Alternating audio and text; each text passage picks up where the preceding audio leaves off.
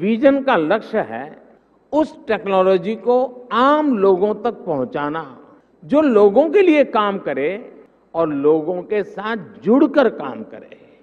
In a social media post on Tuesday, former RBI Governor Raghuram Rajan raised concerns about India's mobile phone exports, cautioning that the growth in the sector was being propelled merely by assembly and not real domestic manufacturing.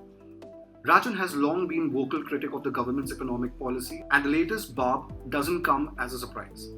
But is there any merit to what he's saying? It is indeed true that in absolute and value terms, the export of mobile phones from India has risen sharply in the past 5 years. While their import has shrunk, in fiscal year 2018, India imported mobile phones worth $3.6 billion and exported a mere $334 million. Cut to financial year 23, the exports zoomed past $11 billion, while imports were down just $1.6 billion. While this looks good on paper, it doesn't reveal the full story. The import of mobile phones started falling a few months after April 2018, when higher import duties were imposed. Exports meanwhile started rising, and by the end of the year, more mobile phones were shipped out of the country than imported. The combined import of these components in fiscal year 2023 amounted to $32.4 billion. It is not easy to determine the same figure for financial year 2018 as some of the harmonized system codes for the components have changed over the years. But an analysis by Princeton University professor Ashok Modi indicates that the combined net export of finished mobile phones and components fell from a negative $12.7 billion in financial year 2018 to a negative $21.3 billion in financial year 2023. This reflects three things. One, the expansion in volume terms of India's domestic mobile phone market, as also the exports.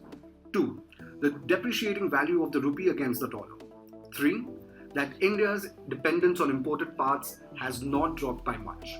This is also born out of bilateral trade data between India and China. In financial year 2023, China remained India's second largest trading partner with merchandise trade worth $113.81 billion, a slight drop of 1.7% from financial year 2022. But the decline was due to a drop in export of goods from India to China and not vice versa. Imports from China during the year rose 4% at $98.51 billion. In financial year 2018, imports worth at $76 billion. As a result, India's yawning trade deficit with China increased even further to a record $83.2 billion. It has more than doubled from $36.2 billion in financial year 2014. In financial year 2018, the deficit was $63 billion. China constitutes to 40% of India's machine imports. Why have imports of components not fallen despite the government's production-linked incentive scheme? Professor Modi argues it is because the subsidy is paid only for completing the manufacturing in India and not to the exact value addition. This has allowed manufacturers to simply import from abroad and assemble here.